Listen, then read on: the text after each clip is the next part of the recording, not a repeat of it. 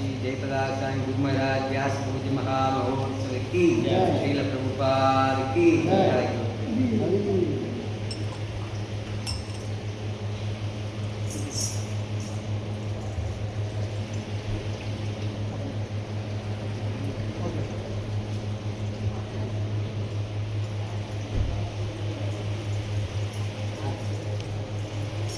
இன்றைக்கு ஒரு அற்புதமான நாள்.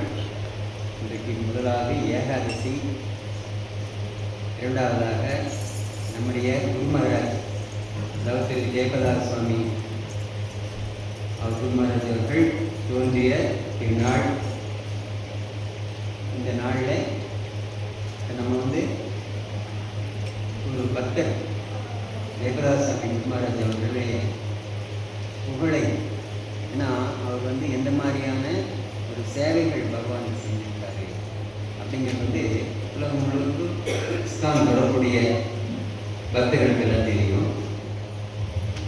அதனால் மேலும் பகவானுக்கு ரொம்ப பிடித்தமான ஒரு விஷயம் என்னன்னு பார்த்தீங்கன்னா, அந்த பக்தரை அவருடைய மகிமைகளை எடுத்து சொல்றது அப்படிங்கிறது அது மிக ஒரு சிறப்பான ஒரு விஷயமாக பகவானே சொல்றார். அதனால இன்றைக்கு அந்த மாதிரியான ஒரு நல்ல நாள். இன்றைக்கு அது சம்பந்தமான நம்ம பார்ப்போம். பகவத்கீதை உண்மையுறுதி அத்தியாயம் 4 பதம் 34. அந்த ஸ்லோகம் படிக்கிறேன், நீங்கள் பேசுங்க.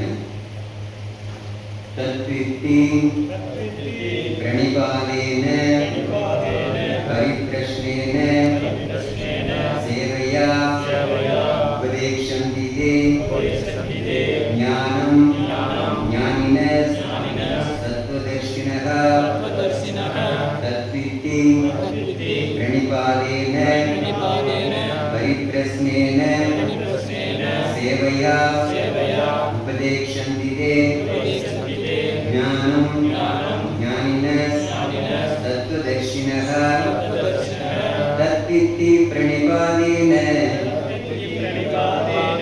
பரிப்ரஷ்னேன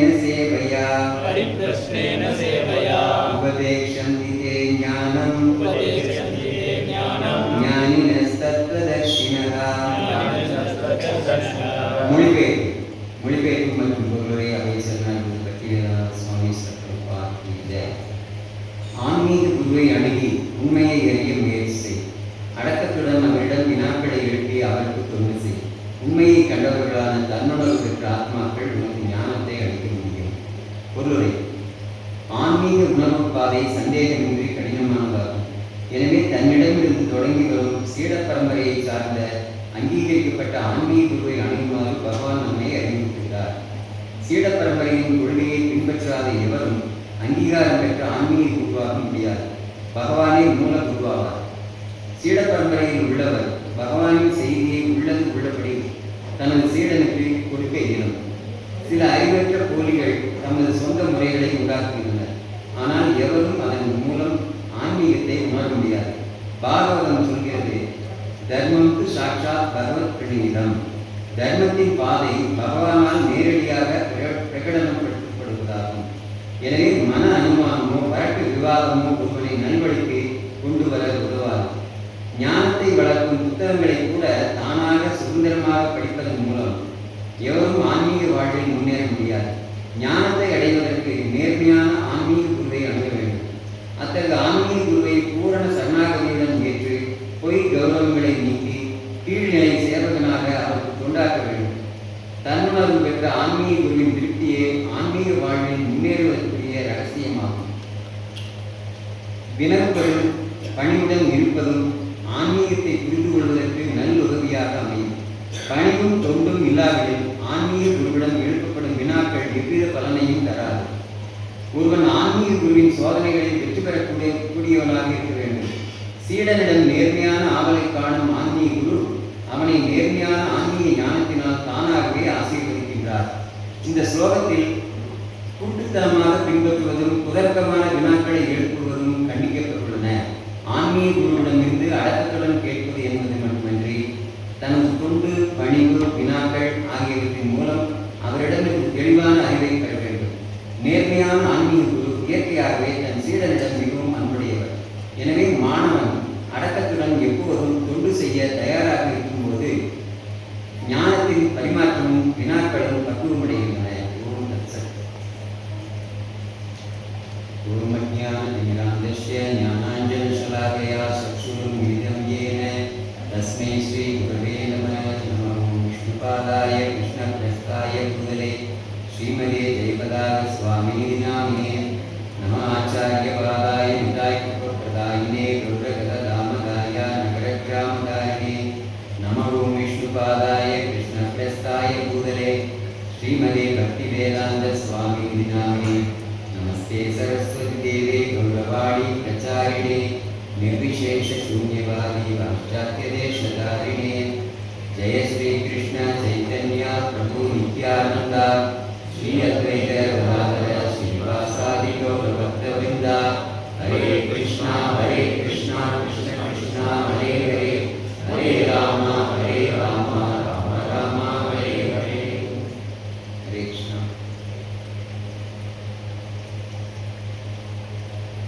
இங்கே கிருஷ்ணர் இந்த ஸ்லோகத்தில் என்ன சொல்றாரு? ஆன்மீக குருவை அணுகி உண்மையை அறிய முயற்சி செய். அடக்கத்துடன் அவரிடம் வினாக்களை எழுப்பி அவருக்கு தொண்டு செய்.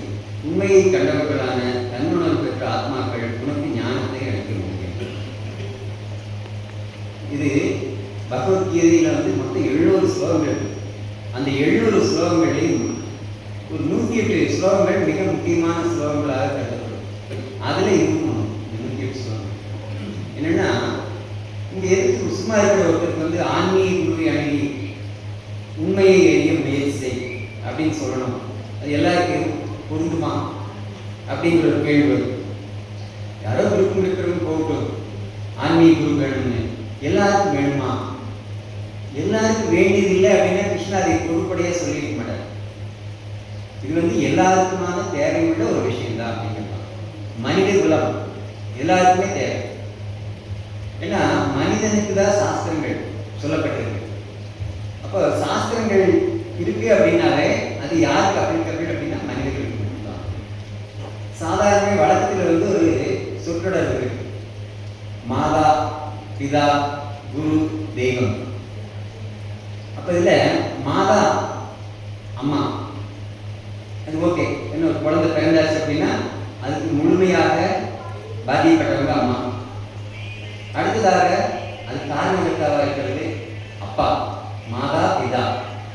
இப்போ இது பார்த்தீங்கன்னா ஒரு குழந்தை இந்த உலகத்தில் பிறக்கும்போது முதல்ல யாரை தெரிஞ்சுக்கிறாங்க அப்படின்னா அம்மாவை தெரிஞ்சுக்கிறாங்க. அம்மா சொல்லி அப்பாவை தெரிஞ்சுக்கிறாங்க. ஏன்னா அம்மாவுக்கு தான் தெரியும் அப்பா யாரு. அதனால இவர் தான் அப்பா அப்படின்னு சொல்லி அம்மா தான் அறிமுகப்படுத்துறாங்க. அப்போ அம்மாவை தெரிஞ்சாச்சு, அப்பாவை தெரிஞ்சாச்சு, இனி யாரை தெரிஞ்சுக்கணும் அப்படின்னு பார்க்கும்போது அடுத்த யார் சொல்லியிருக்காங்க? குருவை சொல்லியிருக்காங்க. மாதா பிதா குரு. குருவை எப்படி தெரிஞ்சுக்கிறது? அது யாரு நமக்கு அறிமுகப்படுத்துவாங்க அப்படின்னு பார்த்தீங்கன்னா அப்பாவுக்கு அதுக்கான கடமை இருக்கு. சான்றோன் ஆக்குதல் தந்தையின் கடமை. அதாவது பழமொழி சொல்லுவாங்க, ஈன்று புறந்தெழுதல் தாயின் கடனே, சான்றோன் ஆக்குதல் தந்தையின் கடனே. அம்மாவுக்கு அந்த குழந்தையை வெளியே இந்த பூவுலகத்துக்கு கொண்டு வர்றத முடிஞ்சது. அப்ப ரெண்டாவது அவங்க அவங்க தான் வளர்ப்பாங்க அல்ல. ஆனா அந்த அப்படி பிறந்த குழந்தையை ஒரு சான்றோன் ஆக்குதல் தந்தையின் கடன். ஈன்று பிறந்தது தாயின் கடன், சான்றோன் ஆக்குதல் தந்தையின் கடன். அப்ப அப்பா என்ன பண்ணணும்? அந்த குழந்தையை ஒரு குருவை காமிச்சு கொடுக்கணும் குழந்தை. அதுதான் மூன்றாவது அதை சொல்லியிருக்காங்க. மாதா பிதா குரு, அப்புறம் தெய்வம். ஏன் தெய்வம் நாலாவது இருக்கு? தெய்வம் எடுத்தோடனே யாரும் புரிஞ்சிக்க முடியாது, தெரிஞ்சுக்க முடியாது. ஆன்மீகம் அப்படிங்கிறத இன்னைக்கு பார்த்தீங்கன்னா ஒவ்வொருத்தரும் ஒவ்வொரு மாதிரி அதை பற்றி அதுக்கான ஒரு அணுகுமுறைகள், ஒரு புரிதல்கள் இருக்கு. ஆனால் பெரும்பாலும் நமக்கு சரியான ஒரு நபர்கிட்ட தெரிஞ்சுக்கணும் அப்படிங்கிறத கிருஷ்ணன் சொல்றாரு. சரியான ஒரு மூலம் யாருக்கிட்ட வேணாலும் தெரிஞ்சுக்கிறது அப்படிங்கிறது இல்லை. உண்மையான ஆன்மீக மூலியமா தான் நம்ம ஆன்மீகத்தை பற்றி தெரிஞ்சுக்கணும். நிறைய பேருக்கு இன்னைக்கு பார்த்தீங்கன்னா ஆன்மீகமே என்னன்னு தெரியுது. ஆன்மீகம்னாலே நிறைய குழப்பங்கள் இருக்கு. ஆன்மா ஆன்மானா ஆன்மாங்கிறது ஏதோ வார்த்தைக்கு கேட்டுருப்போம். ஆனால் அந்த ஆன்மாங்கிறது என்னது?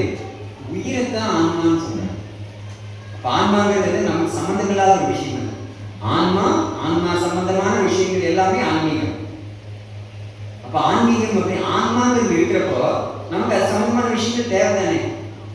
ஒரு கம்ப்யூட்டர் வச்சிருக்கிறோம், அதை பற்றி தெரிஞ்சுக்க வேண்டும் தானே, அதுக்கு ஒரு கேட்லாக் வேணும் தானே. ஒரு டிவி வச்சிருக்கிறோம், அந்த டிவி சம்பந்தமான விஷயங்கள் தெரிஞ்சுக்க ஒரு கேட்லாக் வேணும் தானே. ஒரு ஏர் கூலர் வாங்குறோம், அதை பற்றி தெரிஞ்சுக்க அதை எப்படி ஆப்ரேட் பண்ணுறதுக்கு ஒரு கேட்லாக் வேணும் தானே. அதே மாதிரி உள்ளுக்குள்ள இருக்கக்கூடிய இந்த உயிர் ஆத்மாங்கிற உயிருக்கு அதை பற்றி தெரிஞ்சுக்கணும்னா அதுக்கு ஒரு கேட்லாக் வேணும். அது எங்கே போய் தெரிஞ்சுக்க முடியும்? அதுதான் அந்த கேட்லாக் பகவத்கீதை. இப்படி ஒரு ஆத்மா இங்க இந்த பூமிக்கு வந்தாச்சு அப்படின்னா, அம்மாவுடைய வயிற்றிலிருந்து வந்தாச்சு அப்படின்னா, அவன் எப்படி அந்த ஆத்மா அந்த குழந்தை எப்படி வெளியினாக்கி என்னென்ன அந்த காரியங்கள் பண்ணணும் அப்படிங்கிறது அந்த ஞானத்தை அப்பா தான் கொடுக்கணுங்கிறாங்க. அப்பா சொந்தமாக கொடுக்க முடியாது, ஓரளவுக்கு தான் சொல்ல முடியும். அப்பா என்ன பண்ணணும்? ஒரு குரு கிட்ட அந்த குழந்தையை கொண்டு போய் அறிமுகப்படுத்தி மேற்கொண்டு அந்த குழந்தை என்ன மாதிரியான கல்வியை கற்றுக்கணும் அப்படிங்கிறத அப்பா ஏற்பாடு பண்றாரு. அதுதான் உண்மையான தர்மமும் கூட. அப்போ மாதா பிதா குரு, அந்த குரு கிட்ட போகும்போது குருவை முந்தையெல்லாம் பார்த்தீங்கன்னா, இன்னைக்கு எப்படி ஸ்கூல் இருக்குதோ அதே மாதிரி இன்னைக்கு இருக்கக்கூடிய பள்ளி கல்வி முறைகள் அப்படிங்கிறது வேற. அந்த காலத்தில் இருந்த குருகுல கல்வி முறை அப்படிங்கிறது வேற. எப்படின்னா, ஒரு மனிதனுக்கு எல்லா சம்பந்தமான விஷயங்களும் தெரிஞ்சுக்கணும் அப்படிங்கும்போது அது எல்லாமே குருகுலத்தில் அவங்களுக்கு சொல்லிக் கொடுக்குறாங்க. ஒரு அரசியலா, பொருளாதாரமா, போர்க்கலையா, ஆன்மீக பற்றின விஷயங்களா, பக்தியா, இந்த மாதிரி எதாக இருந்தாலும் ஒரே குரு எல்லா விஷயங்களையும் சொல்லிக் கொடுக்குறாரு. அந்த மாணவன் இந்த உலகத்தில் வாழ்வதற்கு தேவையான எல்லா விஷயங்களையுமே சொல்லிக் கொடுத்துடுறாரு. அதனால முறைப்படி தெரிஞ்சுக்கிறதுனால அந்த காலத்தில் இந்த மாதிரியான சிக்கல்கள் இருந்ததில்லை. ஒரு மனிதனுக்கு பிரச்சனைகள் வருது அப்படின்னு இன்னைக்கு கணக்கில் இல்லாத அளவு பிரச்சனைகள் வருது. ஏன் அப்படின்னா, அந்த பிரச்சனைகளை தீர்த்துக்கிறதுக்கான கல்வியை ஒரு சமுதாயத்தில் எந்த நிலையுமே கொடுக்கல. அரசாங்கம் கொடுக்கல, பெற்றோர்கள் கொடுக்கல, ஆசிரியர்கள் கொடுக்கல. அதாவது அவங்க கொடுக்குற கல்வி முறைகள் வேற. அது பல கல்வி முறைகள் நமக்கு தேவைப்படும். இன்னைக்கு கணக்கு பற்றி படிக்கணும்னா கண்டிப்பாக ஸ்கூலுக்கு போய்ட்டு ஆகணும். சரித்திரம் தெரிஞ்சுக்கணுமா, விஞ்ஞானம் தெரிஞ்சுக்கணுமா, எல்லாமே தெரியும். ஆனால் ஒரு மனிதனுக்கு வரக்கூடிய ஒரு பிரச்சனைகள் அதை தான் எப்படி தீர்த்துக்கிறது அப்படிங்கிறதுக்கான ஒரு கல்வி முறை உலகத்தில் எங்கேயுமே இல்லை. அது பகவத்கீதையில் மட்டும்தான். ஆனால் இங்கே என்ன சொல்லியிருக்காங்க பாகவத்தில், தர்மம் சாட்சாத் பகவத் பிரணீதம். தர்மம்னா அது என்ன பகவான் சொல்லியிருக்கிறதா தர்மம். அப்போ ஒருத்தர் இந்த ஞானத்தை தெரிஞ்சுட்டா போதும், அவங்க இந்த உலகத்தில் வாழ்வதற்கு தகுதியானவர். அவருக்கு எந்த பிரச்சனையும் வரப்போறதில்லை. அப்ப அந்த ஆத்மா குருவை அணுகும் போது அப்பா கூட்டிட்டு போய் அறிமுகப்படுத்தி வைக்கிறார். குரு தெய்வத்தை காமிக்கிறார். அதனால்தான் சொல்லியிருக்காங்க. ஆனா நாம் என்ன புரிஞ்சு வச்சிருக்கோம்? மாதா பிதா குரு தெய்வம். முதல்ல அம்மா அப்பா பார்த்துக்கணும், அப்புறம் அப்பா பார்த்துக்கணும், தெரிஞ்சுக்கணும், அப்புறம் குரு, கடைசியில் தான் தெய்வம். அப்படி இல்லை. நம்முடைய இலக்கு அது தெய்வம். தெய்வத்தை அடைவது, தெய்வத்தை பற்றி புரிஞ்சுக்கிறது அப்படிங்கிறதா ஒரு மனிதனுடைய இலக்கு. அந்த இலக்கை அடைவதற்கான ஒரு வழிமுறை தான் மாதா பிதா குரு தெய்வம். அந்த ஆத்மா இந்த பூமியில பிறந்து மனித சரீரத்தில் வாழ்ந்து எந்தெந்த விஷயங்களை எல்லாமே அதை பின்பற்றணும், பின்பற்றி அவங்க ஒரு நற்கதியை அடையணும் அப்படிங்கிறதுக்காக வேண்டிய அந்த ஆன்மாங்கிறது இந்த மனித சரீரத்தை எடுத்து இந்த பூலோகத்துக்கு வந்திருக்கு. ஆனா இங்க வந்ததுக்கு பின்னாடி என்ன ஆகுது? அவங்க எந்த நோக்கத்துக்காக வந்தாங்களோ அதெல்லாம் மறந்துடுறதுனால அப்படின்னா அவங்களுடைய தேவை என்னன்னு புரிய மாட்டேங்குது. அவங்களுடைய வாழ்க்கைக்கு என்ன தேவை அப்படின்னு புரிய மாட்டேங்குது. அப்ப அந்த ஆன்மீக குரு அப்படிங்கிறவரை எப்படி இருக்கணும்னு இங்க சொல்லியிருக்காங்க. எல்லாருமே நம்ம நிறைய பேர் பார்ப்போம். ஒரு முனிவர் மாதிரி ஒருத்தர் இருப்பாரு, இல்லை ஒரு தாய்மொழி ஒருத்தர் கட்டியிருப்பாரு. அவங்கள நம்ம ஏதோ குரு அப்படி இப்படின்னு நம்ம சொல்லிக்கிறோம். ஆன்மீக குரு அப்படிங்கிறதுக்கான இலக்கணங்கள் இது இருக்கு. அவர் பகவானிடம் சரணடைந்தவராக இருக்கணும், முதல் தகுதி. ரெண்டாவது, குரு சீட பரம்பரையில் வந்திருக்கணும். குரு சீட பரம்பரை அப்படிங்கிறது என்னது? அதாவது கிருஷ்ணா 4 பேருக்கு இந்த ஞானத்தை சொல்லிக் கொடுக்கிறார். பிரம்மதேவர், சிவபெருமான், அப்புறம் மகாலட்சுமி, அப்புறம் பிரம்மாவுடைய மக்களாக மகளான சனத்குமாரர்கள், சனகர், சனந்தனர், சனாதனர், சனத்குமாரர். இந்த 4 பேர் மூலியமா தான் அந்த ஞானம் அப்படியே படிப்படியாக வருது. அந்த சங்கிலி தொடர்புன்னு சொல்றது அந்த பரம்பரை. பிரம்மா நாரதர் சொல்றாரு, நாரதர் வியாசர் சொல்றாரு. அப்படியே இந்த குரு ஆன்மீக குருவினுடைய அந்த லைன் அப்படியே வருது. அதே மாதிரி தான் எல்லா பரம்பரையும் எல்லா சம்பிரதாயத்துக்குமே. அப்போ இங்கே நாம பார்க்கறது பிரம்மா மூலியமா நாரதருக்கு வருது, நாரதர் மூலியமா வியாசத்துக்கு வருது. அப்படி பார்க்கும்போது இன்னைக்கு அந்த மூலியமா சங்கிலி தொடர் மூலியமா அந்த பரம்பரையில் வந்த இப்ப இருக்கிற நம்முடைய ஆச்சாரியர் தவத்திரு ஜெயபதார சுவாமி குருமராஜ். அவருடைய குரு தான் ஆசா பக்திவேதாந்த சுவாமி பிரபுபாதர். என்னன்னா அப்ப இந்த தவத்திரு ஜெயபதார சுவாமி குருமராஜ் தோன்றிய நாள் தான் இன்னைக்கு. அப்போ அவர் அப்படி என்ன பண்ணியிருக்கார் அப்படின்னு பார்க்கும்போது ஆக்சுவலாக அந்த குருவனுடைய இலக்கணம் அப்படிங்கிறது அவருக்கு அப்படியே பொருள். தன்னலம் பாராது. நிறைய பேர் இந்த தன்னலம் பாராது நான் பொருளுக்காக தான் இருக்கிறேன் அப்படின்னு சொல்லுவாங்க. ஆனால் அதை செயல்ல காமிக்கிறது ரொம்ப கஷ்டம். அவர் பிறந்தது அமெரிக்காவில். அப்போ அவர் பேர் என்ன? அப்போ அவர் ஆக்சுவலாக ஒரு அமெரிக்க பெரும்பாலும் எந்த ஒரு மதத்தை சார்ந்தவராக இருப்பாங்க? எந்த மதத்தை சார்ந்தவராக இருப்பாங்க? அமெரிக்காவில் எல்லாருமே கிறிஸ்தவர்கள் இல்லைங்களா? கிறிஸ்துவ மதத்தை சார்ந்து இருக்கிறார்.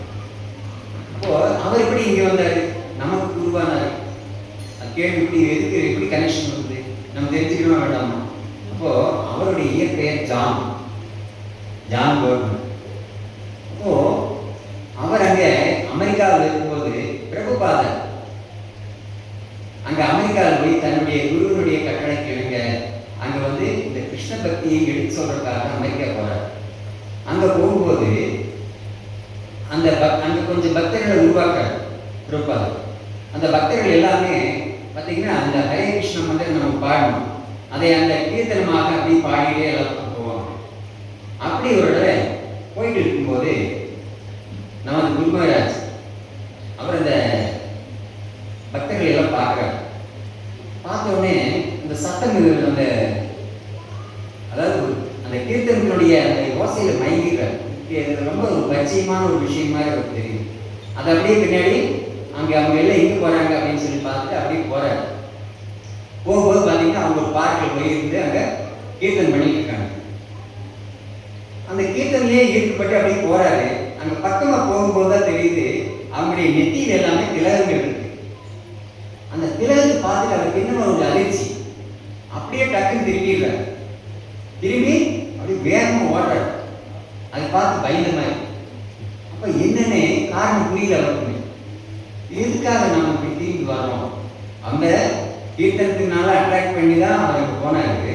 ரெண்டாவது திரும்பி வர்றாரு. திலகத்தை பார்த்துட்டு திரும்பி வர்றாரு. அவருக்கு போக புரியல. அப்போ மெதுவாக புரிய ஆரம்பிக்குது என்னன்னு. அவருக்கு கனவுல அடிப்பொழுது இந்த திலகத்தை அவர் பார்த்துருக்காரு. இந்த திலகம் தெரிந்த நபர்களுடைய பரிச்சயம் அவர் கனவுல இருந்திருக்கு. அப்போ சரி இது நமக்கு சம்மந்தப்பட்டவங்களா தான் இருக்கணும். ஆனா அவங்க என்ன யார் இருந்திருக்காங்க அப்படி மகிழ்ந்து தேடி பார்க்கணும்னு சொல்லி போறாரு. அவங்க இல்லை, அவங்க எங்கே போயிட்டாங்க.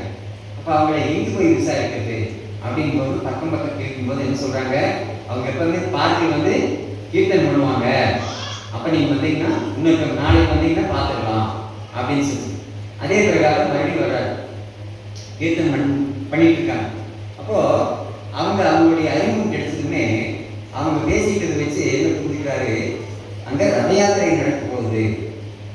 1968 நடந்தது. 1967 முதல் ரத யாத்திரை பிரபுபாதர் பண்ணிட்டார். இது 1968 நடக்குது. அதாவது ஜெயபதார சாமி குருமராஜ் அங்கே இவங்க எல்லாம் பக்தர்களை சந்திக்கிறார். அது 1968 நடக்கும். அப்போ அந்த பரிசையும் கிடைச்சதுமே அங்கே ரத யாத்திரை நடக்க போகுது அப்படின்னு சொல்லி அங்கே அந்த போஸ்டர்கள் எல்லாம் பார்க்குறாரு. அவங்களும் சொல்கிறாங்க இந்த ரத யாத்திரையில எப்படி இருக்கும் அப்படின்னு சொல்லி கேட்கும்போது இந்த படத்தில் இருக்கிறது காமிக்கிறாங்க. இந்த ரதம் மெதுக்கிட்டா இருக்கும். இதில் பகவான் ஜெகநாதர், பலராமர், சுத்ரா தேவியர் வருவாங்க.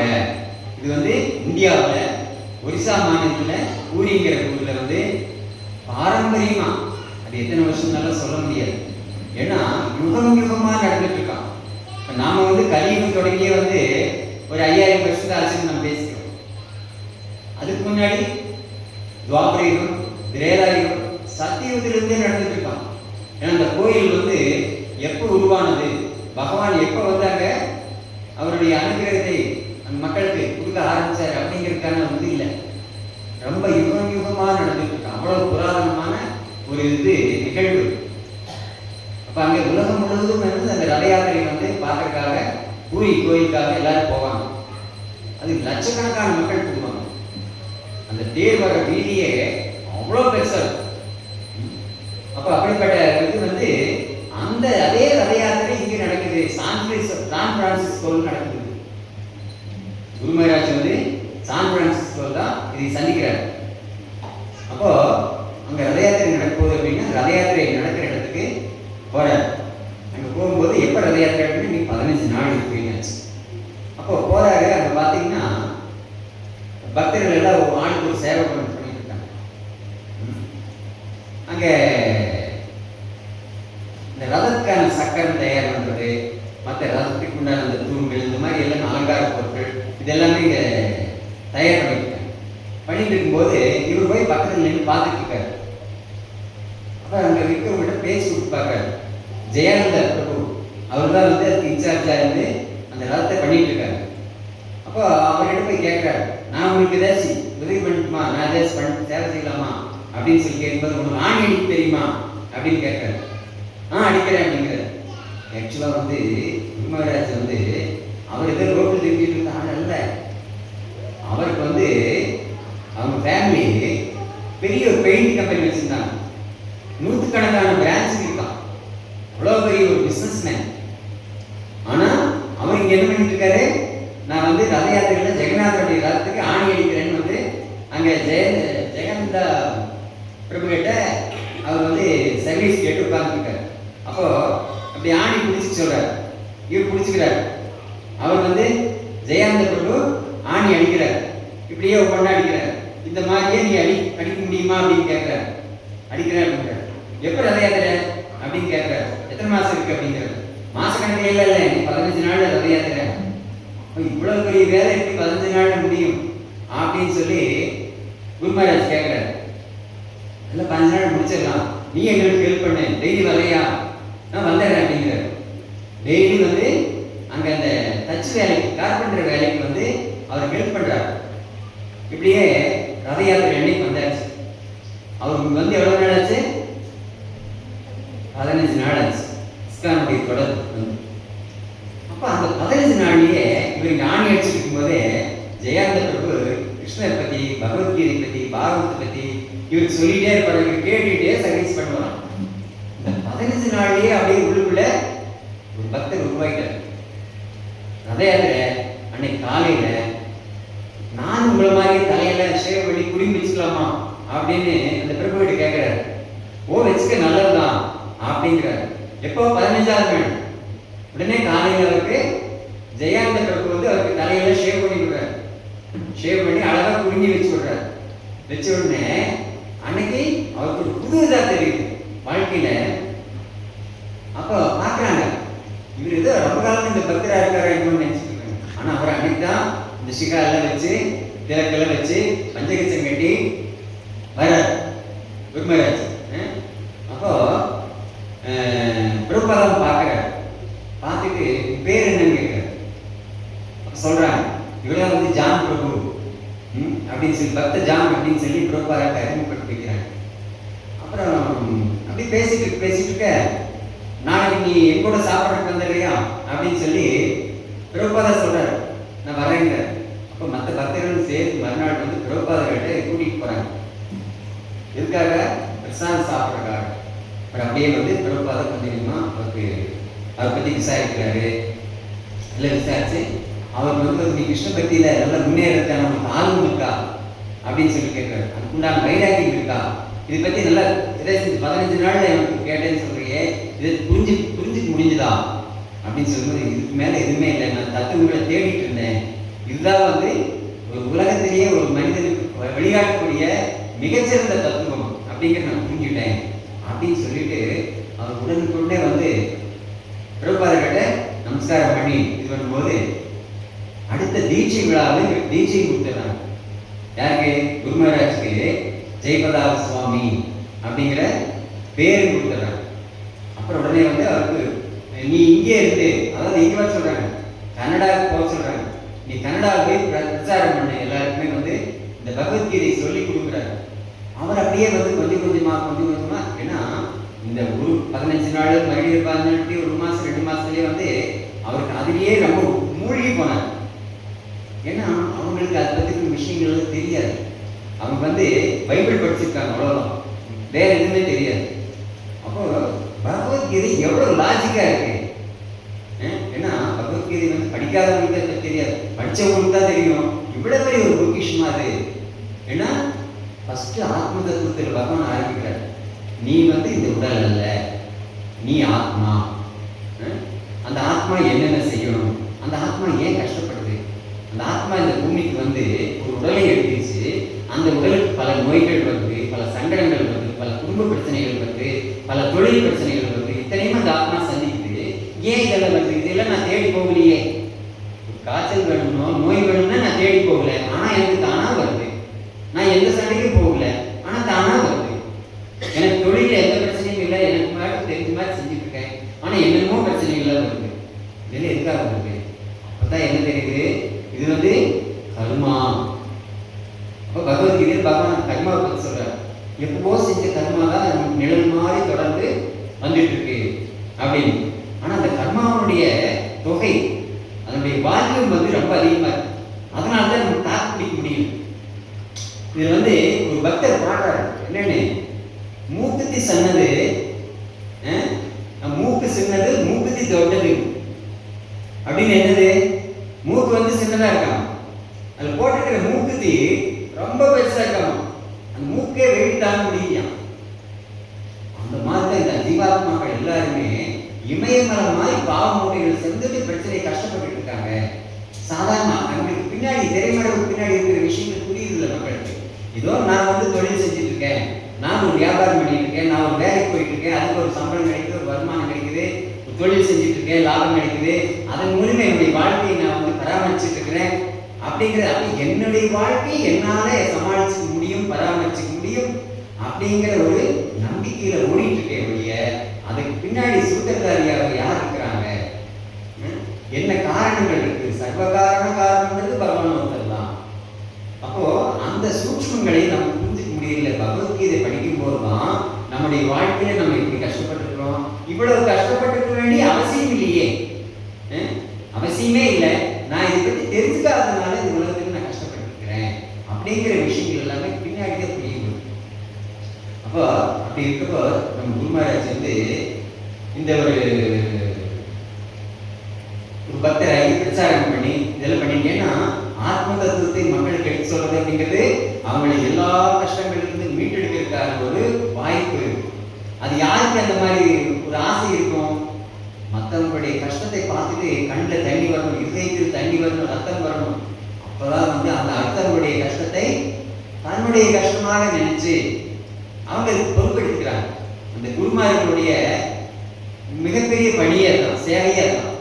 இந்த கஷ்டப்படுற வீழ்ந்த ஆத்மாக்களை எல்லாருமே வந்து பகவானுடைய திருவடியில கொண்டு போய் சேர்க்கிறது, அவங்களுக்கு எல்லா கஷ்டங்களிலிருந்து விடுதலை வாங்கி கொடுக்குறது தான் அவங்களுடைய மிகப்பெரிய ஒரு பொறுப்பாக இருக்கும். அப்போ இந்த மாதிரி இருந்துட்டு இருக்கும்போது அவருக்கு அடுத்ததாக பிரபுபாதா ஒரு பொறுப்பு கொடுக்குறாரு. என்னன்னு, நீ பேசாம இந்தியாவுக்கு போயிரு, இந்தியாவுக்கு போய் பிரச்சாரம் பண்ணு, மாயாப்பூர் போய் டெவலப்மெண்ட் பண்ணு அப்படின்னு மாயாப்பூரை வந்து டெவலப்மெண்ட் பண்ண சொல்றாரு. அப்புறம் அதுக்காக வர குரு மகாராஜ் வர. இப்படியே வந்து அங்க சிஷ்யர்கள் அதிகமாக என்ன பண்றாரு, இங்க முதல்ல பிரபாதர் வந்து இங்கதான் சொல்லி கொடுத்துட்டு இருந்தாரு. ஆனா இங்க மக்களுக்கு கேட்கற மாதிரி இல்லை, எல்லாமே நமக்கு இம்போர்ட் ஆனா தான் நமக்கு பிடிக்குது. இங்க நமக்கு சுதேசியா கிடைக்கிற பொருட்கள் நமக்கு பிடிக்கிறது இல்லை. நமக்கு வந்து ஃபாரின்ல இருந்து ஏதாச்சும் வந்தா மட்டும்தான் நமக்கு பிடிக்குது. அதனால என்ன ஆகுது, பிரபாதர் என்ன பண்ணாரு, குரு மகாராஜ் மற்ற சீடர்கள் எல்லாருமே இங்க கூட்டிட்டு வந்தாரு. இங்க கூட்டிட்டு வந்து இங்க பிரச்சாரம் பண்றதுக்கான ஒரு ஏற்பாடு பண்றாரு. மாயாப்பூர்ல ஒருத்தர், பாம்பேல ஒருத்தர், கல்கத்தாவில் ஒருத்தர், டெல்லியில் ஒருத்தர், இப்படி ஒவ்வொரு ஊர்லயும் ஒவ்வொருத்தர், அப்புறம் இங்கிலாந்துல ஒருத்தர், ஆஸ்திரேலியாவில் பிரபுபாதர் ஒவ்வொரு ஊருக்கு அனுப்பிச்சுட்டே இருக்காரு. ஏதோ ஒரு மிஷின்ல ஒரு பொருளை தயாரிச்சு அது ஊருக்கு சப்ளை பண்ற மாதிரி பிரபுபாதர், அதாவது அப்புறம் ஒரு ஆச்சாரியர் அங்க என்னுடைய சீடர்களை உருவாக்கி இந்த விஷயங்களை எல்லாருக்கும் போய் சேருங்க அப்படிங்கிறதில் அனுப்பிச்சுட்டு இருக்காரு. அப்படி வரும்போது இந்தியாவுக்கு எல்லாருமே வர ஆரம்பிக்கிறாங்க. இங்க வரும்போது அந்த பக்தர்கள் எல்லாருமே ஜெய்சாண்டிக நல்ல வெள்ளையே இருக்காங்க, வெள்ளக்காரங்க. அவங்க எல்லாரும் சேர்ந்து அந்த திலகம் வச்சு கீர்த்தனம் பண்ணும்போது அப்படியே எல்லாரும் பரவசத்துல ஆழ்ந்துறாங்க இந்தியாக்காரர்கள். அது வரைக்கும் இந்த மாதிரி காட்சியை அவங்க பார்த்ததில்லை. இப்ப நாளாக எல்லாத்துக்குமே ஒரு நல்ல ஒரு பக்கம் இருக்குதுங்கும் போது கெட்டவங்களும் சில பேர் இருப்பாங்க இல்லையா, அது மாதிரி மக்கள் சில பேர் வேற சில இதெல்லாம் கிளப்பிட ஆரம்பிச்சிட்டாங்க. என்னன்னு இங்க சிஏக்காரங்க இந்த மாதிரி பக்தர்களுடைய வேஷத்தில் இந்தியாவில் ஏதோ வேற இதெல்லாம் பண்ண போறாங்க. முதல்ல எப்படி ஈஸ்ட் இந்தியா கம்பெனியிலிருந்து நம்ம நாடு பிடிக்க ஆரம்பிச்சாங்க, அந்த மாதிரி இவங்க எல்லாம் அமெரிக்காவுக்கு வர ஆரம்பிச்சிட்டாங்க. நம்ம நாடு பிடிக்கிறதுக்கு சிஏ ஏஜென்ட்களை அனுப்பிச்சிருக்குது, அவங்க தான் இந்த பக்தர்கள் மாதிரி வந்துட்டு இருக்காங்க அப்படிங்கிற மாதிரி இது ஒரு பொருளை கிளப்ப ஆரம்பிச்சிட்டாங்க. உடனே பிரபுபாதருக்கு ரொம்ப ஒரு தர்ம சங்கடமான சூழ்நிலை இருக்கு. ஏன்னா இவங்களை வச்சுதான் இந்த பக்தியை பற்றி சொல்லி கொடுத்து மக்களுக்கு அவங்களை முன்னேற்றணும் அப்படின்னு சொல்லி நினைச்சு இவங்களை கூட்டிட்டு வந்திருக்காரு. ஆனா இவங்களை இங்க வர வைக்கிறதுக்கு இங்க தடையா பெரிய இனி யாரும் வர முடியாதுங்கிற மாதிரி சில பேருக்கு விசாவே கிடைக்கலையா, கொஞ்சம் பேருக்கு தான் முதல்ல கிடைச்சிட்டு வந்துட்டாங்க. இப்ப என்ன பண்ணலாம்னு இருக்கும்போது பாம்பேல ஒரு பிரபு ஸ்ரீநாத் பிரபுன்னு சொல்லி அவர் அவர் இப்போ பிரபாதருக்கு கட்சியும் இல்லை. அவருடைய அப்பா அம்மாவுக்கெல்லாம் பெரும்பாலும் நார்த் இந்தியாவில் ஒரு பக்தர்கள் தன்னுடைய வீட்டுக்கு வரணும், அவங்களுக்கு ஏதாச்சும் ஒரு சேவை பண்ணணும் அப்படிங்கிற ஒரு இது இருக்குது. அவங்களுக்கு இந்த சாஸ்திரங்கள் மூலியமாக தெரிஞ்சு அதைய சந்தோஷமா செய்கிறாங்க. அப்படி இருக்கும்போது அவர் நல்ல பெரிய பிஸ்னஸ்மேன் இந்த ஸ்ரீநாத்ஜிங்கிறவருடைய அப்பா. அப்போ அவருடைய அப்பாவும் பையனும் 2 பேர் ஆஃபீஸில் இங்கே ஒர்க் பண்ணிட்டு இருக்கும்போது அம்மா கிட்ட ஒரு ஃபோன் வரும், ஒரு சாமிஜி வந்திருக்காங்க நம்ம வீட்டுக்கு, உங்களை பார்க்கணும்னு வந்திருக்காங்க அப்படின்னு சொன்னோடனே அப்பாவுக்கு ஃபோன் போகுது. அப்பா என்ன நினைக்கிறாரு, சரி நல்ல விஷயம், சாமிஜிகள் நம்ம வீட்டுக்கு வந்திருக்காங்க அப்படின்னோடனே அவர் புறப்படலாங்கிறார். எந்த வேலையை விட்டுலாங்க, அப்புறம் பார்த்துப்போம். ஏன்னா அதான் ஏன்னா அந்த மாதிரி ஒரு விஞ்ஞானத்தை சொல்லக்கூடிய ஒரு சாதுக்கள் நம்முடைய வீட்டுக்கு வரமாட்டாங்களான்னு ஏங்கிட்டு இருப்பாங்க. ஏன்னா அவங்க பாதங்கள் நம்முடைய வீட்டில் பட்டாலே பெரிய விமோசனம். அப்ப அந்த மாதிரி இருக்கக்கூடிய இந்த செய்தி கேள்விப்பட்டவுடனே புறப்படலாங்கிற மாதிரி இருக்கிறப்போ இவர் ஸ்ரீநாத்ஜி அவருடைய பையன் அவர் இது இன்னும் வழக்கமாக எப்பவும் சாமிஜி வர்றவங்க தானே, இது சும்மா போகணும், நம்ம டைம் வேஸ்ட் ஆகுது அப்படின்னு அவர் பெரிய அதில் ஆர்வம் இல்லாமல் இருக்கார். இருந்தாலும் அப்பாவுடைய கம்பல்ஷன்ல வீட்டுக்கு போறாங்க. வீட்டுக்கு போனா அங்க ஒரு காட்சி பார்க்குறாங்க. அந்த வீட்டுக்கு முன்னாடி கார்டன் இருக்கு, அதுல அப்படியே ஆனந்தமா இவங்க ஆடி பாடிட்டு இருக்காங்கல்ல பக்தர்கள், ஹரே கிருஷ்ணா கீர்த்தன் பண்ணிட்டு இருக்காங்க. இவருக்கு போனோடனே பார்த்துட்டு பக்தன் ஆயிடுச்சு, என்னது இவ்வளவு இது புதுமையா இருக்குல்ல, பார்க்கறதுக்கு நல்லா இருக்கு, கேட்கறதுக்கு நல்லா இருக்கு அப்படின்னு சொல்லி நல்ல ஆர்வத்தோட இருக்காங்க.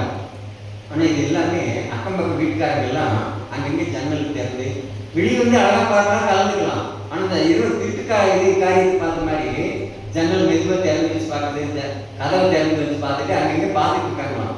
அப்போ இவர் நினைக்கிறாராம், என்னது எல்லாம் அங்கங்கே அக்கம் பக்கம் இருக்காங்க, இவங்க இவ்வளோ சத்தமாக பாடிட்டு இருக்காங்க அப்படின்னு சொல்லி இருந்தாலும் இந்த கீர்த்தனை அப்படியே கேட்க கேட்க கேட்க கேட்க அவங்களுக்கு அப்படியே அதை மெய்மறந்துடுறாங்க. பின்னாடி ஒரு பெரிய பக்தர் ஆகிறாரு ஸ்ரீநாத் அப்படிங்கிறது, அவர் பேர் என்டி தேசாயின் பேர் அவர் பேர். அப்போ சரி சாப்பிட்றதுக்காக கூப்பிடலாம்னு சொல்லி கூப்பிட்டுருக்கும்போது அப்போ இவர்கிட்ட பிரபுபாதா சொல்றாரு என்னன்னு, அவங்க அப்பா ஆக்சுவலா ஒரு காங்கிரஸ் எம்பியா இருந்தார். அப்ப அவரை சந்திச்சு ஒரு உதவி கேட்கறதுக்காக பிரபுபாதா அந்த சந்தர்ப்பத்தை எதிர்பார்த்துருக்காரு. அவர்கிட்ட சொல்றாரு, இந்த மாதிரி என்னுடைய சீடர்கள் எல்லாருமே அமெரிக்காவிலிருந்து வந்துட்டு இருக்காங்க. அவங்க காலையில் 4 மணிக்கு எந்திரிப்பாங்க, ஹரிநாமத்தை சொல்லுவாங்க. அதுக்கு பின்னாடி பகவானுக்கு ஆரத்தியோ மற்ற இதெல்லாம் புத்தக விநியோகமோ பகவத்கீதை பற்றி மக்களுக்கு எடுத்து சொல்றது, இந்த மாதிரியெல்லாம் ரொம்ப சாத்தியமான நல்ல காரியத்தை பண்ணிட்டு இருக்காங்க. ஆனால் இங்கே இருக்கிறவங்க எல்லாம் ஒரு பொருளை கழித்துட்டு அவங்க சிஏ ஏஜென்ட்டுங்க அப்படின்னு சொல்லி அவங்களுக்கு விசாவெல்லாம் கொடுக்காம இருக்கிறாங்க. நீங்கள் இதுக்கு ஏதாவது ஏற்பாடு பண்ணி, ஏன்னா அவர் பார்லிமெண்ட்ல இருக்கு. அந்த பார்லிமெண்ட்லயே இந்த விஷயத்தை பத்தி பேசிட்டு இருக்காங்க. இந்த அமெரிக்காக்காரங்க எல்லாம் வந்து இங்க வேற ஏதோ பண்றாங்க அப்படின்னு சொல்லிட்டு. அப்ப இவர்கிட்ட சொன்ன அதுக்கு ஏதாச்சும் ஏற்பாடு பண்ணலாம்னு சொல்லி பிரபாதர் வந்து அவர்கிட்ட சொல்றாரு. சொல்லி அங்க பிரபாதர் சொன்னதுமே அவரு அது உள்ள ஒரு நல்ல விஷயம், நியாயமான அப்படிங்கிறத புரிஞ்சுக்கிறாரு. புரிஞ்சுட்டு சரி நான் கண்டிப்பா இதை பத்தி உடனுக்குன்னே ஏதாச்சும் ஏற்பாடு பண்ணித்தாரு அப்படின்னு சொல்லிட்டு அவர் என்ன பண்றாரு, பார்லிமெண்ட்ல இதே மாதிரி சொல்லி அவங்க பக்தர்கள் எத்தனை பேர் வர்றாங்களோ அவங்களுக்கெல்லாம் இங்க வந்து வரதுக்கான விசாவெல்லாம் வாங்கி கொடுக்கறதுக்கு ஹெல்ப் பண்றாரு. அதே சமயம் பிரபாதா குறிப்பா இவர் பார்த்து காமிச்சு சொல்றாராம், இவருக்கு ஒருத்தருக்கு மட்டும் இந்திய குடிமை வாங்கி கொடுக்கணும் அப்படிங்கிறார் ஜெயபிரகாசாமி குருமராஜ். ஏன் இவர் மட்டும் நீங்க எப்படி கேட்கறீங்க ஸ்பெஷலா, மற்றவங்களுக்கு வேண்டி தெரியாது, இவர் ஸ்பெஷல் தான் எனக்கு அப்படிங்கிறார். எப்படி ஸ்பெஷல் அப்படிங்கும்போது பஞ்சதத்துவா இருந்தப்போ அவங்களுடைய சகாக்கள் ஒருத்தரா இருந்தார் அவரு அப்படின்னு சொல்லி சொல்றாரு. என்னன்னா இங்க வந்து பகவான் எல்லாமே ஒரு அரேஞ்ச்மெண்ட் செட்டப் எல்லாமே கொண்டு வர்றாரு. 500 வருஷங்களுக்கு முன்னாடி சைத்தன்ய மகாபிரபு இருக்கும்போது அங்க பஞ்சதத்துவம் எல்லாருமே வந்து அவங்க பகவான் ஹெல்ப் பண்ணி இந்த சங்கீத நேற்று பரப்புறதுக்காக மிகப்பெரிய அளவில் வந்து அவங்க உதவியா இருந்தாங்க. அதே மாதிரி சைத்தன்ய மகாபிரபு வந்ததுக்கு பின்னாடி இது 4ஆம் இடத்துல மக்களுக்கு பெருசா போய் சேரல. அதனால என்ன பண்றாரு, பிரபுபாதருக்கு பகவான் சக்தி அளித்து அவர் வந்து ஒரு ஜெகத்குருவாக அவரை நம்ம இந்த உலகத்துக்கு அனுப்பிச்சு அவருடைய சீடராக பல்வேறு அருமையான அற்புதமான சீடர்களை அவருக்கு கொடுத்து துணையாக கொடுத்து அவங்க எல்லாருமே வந்து இன்னைக்கு மிகப்பெரிய ஒரு புரட்சி மாதிரி இது வந்து உலகம் முழுவதுமே இன்னைக்கு ஏதோ மதம் மாற்றுறது அப்படி இப்படின்னு சொல்லிட்டு இருக்காங்க. இது மதம் மாற்றுறது, இது வந்து ஆக்சுவலா வந்து உண்மையான தர்மம். ஒரு மனிதனுக்கு வயிறு இருக்கு அப்படின்னா அதுக்கு பசிக்கிறதுக்கு சாப்பிடணும் அப்படிங்கிறது எப்படி ஒரு இயல்பான செயலோ அப்படிங்கிறது இந்த ஆத்மாவுக்கு உண்டான சாப்பாடு, ஆத்மாவுக்கான பசி அது இருக்கும்போது இந்த ஹரிநாம சங்கீர்த்தனம் மட்டும்தான் நமக்கு வந்து நமக்கு ஒரு சாந்தியை கொடுக்கணும் அப்படிங்கிறது தான், நம்முடைய வாழ்க்கையில ஒரு நிறைவை கொடுக்கணும். இன்னைக்கு வந்து பாத்தீங்கன்னா இந்த ஹரிநாம சங்கீர்த்தனத்தை யாரெல்லாம் உச்சாரணம் பண்றாங்களோ, ஜபம் பண்றாங்களோ, கீர்த்தனம் பண்றாங்களோ அவங்க எல்லாரும் மிகப்பெரிய ஒரு ஆனந்தத்தில் இருக்காங்க. இது எப்படின்னா அவங்களே இதை உணர முடியும். இதுக்கு வந்து வேற ஒரு சர்டிபிகேட் எல்லாம் கொடுக்க வேண்டியது. அப்ப இது வந்து இன்னைக்கு டைம் ஆயிடுச்சு. நான் மேலும் 4 மணிக்கு நம்ம குருமராஜனுடைய ஒரு புகழஞ்சலிங்கிறது நம்ம செய்வோம். இப்போ வந்து நம்ம இதோட முடிச்சுக்கலாம். ஏன்னா இது இருக்காது எல்லாம் நம்ம அந்த பக்தரை பத்தி நமக்கு சொல்லணும் அப்படின்னா அவர் செஞ்சிருக்கக்கூடிய அந்த சேவைகள் காரியங்கள் வந்து கொஞ்சம் நெஞ்சமில்ல, மிகப்பெரிய சேவை. ஏன்னா இன்னைக்கு சமுதாய சேவை, சமூக சேவை அப்படின்னு சொல்லி நிறைய சொல்றோம். ஒரு ஆஸ்பத்திரி கட்டுறது, பள்ளிக்கூடம் கட்டுறது, ஒருத்தருக்கு வந்து துணிமணிகள் வாங்கி கொடுக்குறது, இதெல்லாம் இன்னைக்கு சேவைகளாக சொல்றது. உண்மையாவே சேவை தான், அன்னதான சேவை. ஆனா இது எல்லாத்துக்கும் மேல ஒருத்தருக்கு பகவத் ஞானத்தை கொடுத்தாச்சு அப்படின்னா அவங்களுடைய வாழ்க்கை மொத்தத்துக்கும் ஒரு விமோசனத்தை கொடுத்த மாதிரி. ஒருத்தர் நோயோட இருக்கிறான், நோயோட இருக்கக்கூடிய ஒருத்தனுக்கு துணி கொடுக்குறோம், சாப்பாடு கொடுக்குறோம், தங்களுக்கு ஒரு இடம் கொடுக்குறோம், இதெல்லாம் கொடுக்குறோம். ஆனா அந்த நோயை குணப்படுத்தும் போதுதான் அவனுக்கு உண்மையாகவே சந்தோஷமா இருக்கும். அதே மாதிரி நோயின்னு சொல்றது நான் சொல்றது நம்ம வரக்கூடிய தலைவலி, காய்ச்சல் அதை சொல்லலை, அதுக்கு மருந்து சாப்பிட்டா போயிடும். ஆனா இந்த ஜட உலக வாழ்க்கைங்கிறதே மிகப்பெரிய சம்சார நோய் அப்படிங்கிறது. ஜட உணர்வோட நம்ம வாழக்கூடிய இந்த வாழ்க்கையே ஒரு நோயுற்ற வாழ்க்கை தான் அப்படின்னு சொல்லி சாஸ்திரங்கள் சொல்லுது. அப்ப அதிலிருந்து நாம் எப்படி மீண்டு வருவது அப்படிங்கிறதுக்கான ஒரு வழிகாட்டுதலை தான் பகவத்கீதை நமக்கு சொல்லி கொடுத்துருக்கு. அதனால நம்ம இந்த வழிகாட்டுதலை நம்ம நம்முடைய வாழ்க்கையை கடைபிடிக்க ஆரம்பிச்சோம் அப்படின்னா நம்முடைய வாழ்க்கை மேன்மேலும் எந்த விதமான ஒரு தடங்கல்கள் இல்லாத ஒரு ராஜபாட்டையில போகக்கூடிய அளவுக்கு இருக்கும் அப்படின்னா. அதனால தான் இதுக்கு வந்து பக்தி அப்படிங்கிறது ராஜபாட்டையில போகக்கூடியது, சக்கரை ராஜமார்க்கமும் ரொம்ப நல்ல மிகப்பெரிய ராஜபாதை அப்படின்னு சொல்லியிருக்காங்க. அதனால என்ன ராஜபாதை அப்படின்னு சொல்ல முடியுதா, ராஜவீதின்னு ஒரு வீதிக்கு பேர் வைக்கிறாங்க. எப்படி அந்த காலத்துல ராஜாக்கள் எல்லாம் தேர்ல வரக்கூடிய அளவுக்கு அது அந்த வீதிக்கு ஒரு பேர் இருக்கு, அந்த அளவுக்கு அந்த வீதிக்கு ஒரு கௌரவம் இருக்கு. அந்த மாதிரி இருக்கிற மார்க்கங்களிலே வழிமுறைகளிலே மிக உயர்ந்த ஒரு வழிமுறை பகவத்கீதையில் சொல்லியிருக்கக்கூடிய பக்தி மார்க்கம். அதனால நம்ம வந்து தினசரி நம்முடைய வாழ்க்கையில பகவானுடைய நாமங்களை சொல்லி நம்ம அந்த பக்தி பண்ணிட்டு வரும்போது நம்முடைய எல்லா பிரச்சனைகளுக்குமே ஒரு முற்றுப்புள்ளி நாமளே வச்சுக்கணும். இதுக்கு ஒரு ஜோசியரோ வேற ஏதோ என்ன சொல்லுவாங்க பிராயச்சித்தங்கள் செய்யறது இதெல்லாம் வந்து முழுமையான தீர்வு இல்லை. எப்படின்னா ஒரு நிலத்தில் வந்து புல்லு முளைக்குது, இல்லை செடி கொடிகள்லாம் முளைச்சிட்டு இருக்கு. அதை நம்ம என்ன பண்றோம்? புல்டாசர் வச்சு எடுத்துடுறோம், இல்லை கத்தி வச்சு தள்ளிடுறோம். ஆனா ஒரு மாசம் கழிச்சு 2 மாசம் கழிச்சு பார்த்தீங்கன்னா மறுபடியும் முளைச்சிருக்கு. ஏன் மறுபடியும் முளைச்சிருக்கு? ஏன்னா நம்ம வேர் எடுக்கல. அந்த மேலால் இருக்கிறது மட்டும் நம்ம கட் பண்ணி எடுத்துக்கணும். நமக்கு அதான் முடியும், வேர் எடுக்க முடியாது. அப்ப அந்த மாதிரி தான் நம்ம ஒரு பிரச்சனையை நம்ம வரும்போது அதுக்கு ஒரு தீர்வு ஏற்படுத்திக்கிறோம். மறுபடியும் கொஞ்ச நாள் போனால் மறுபடியும் ஒரு பிரச்சனை, இப்படியே மாற்றி மாற்றி வாழ்நாள் பொழுது நம்ம ஏதோ ஒரு பிரச்சனை சந்திச்சுட்டே தான் இருக்கும். அப்போ அந்த ஆணி வேரோட அந்த புல்லை புடுங்கினா மட்டும்தான் மேற்கொண்டு வராது. அந்த மாதிரி பக்தியில மட்டும்தான் நம்முடைய கர்மாவுடைய வேர் எவ்வளவு வாழ்த்துக்கு போயிருந்தாலும் சரி, அதை அப்படியே புடுங்கி எரிஞ்சு நம்முடைய வாழ்க்கையை மாற்றிக்க முடியும். அதுக்கு ஒரு ஜோசியரோ வேற பரிகாரங்களோ எதுவுமே தீர்வு இல்லை. முழுமையான தீர்வு அப்படிங்கிறது பக்தியில் மட்டும்தான் இருக்கு அப்படிங்கிறத நம்ம புரிஞ்சுக்கணும். அப்படிங்கிறது ஸ்ரீ கிருஷ்ண பகவானுக்கு, ஸ்ரீமத் பகவத்கீதைக்கு, ஸ்ரீல பிரபுபாதுக்கு, ஸ்ரீ ஸ்ரீ குரு மகாராஜ்க்கு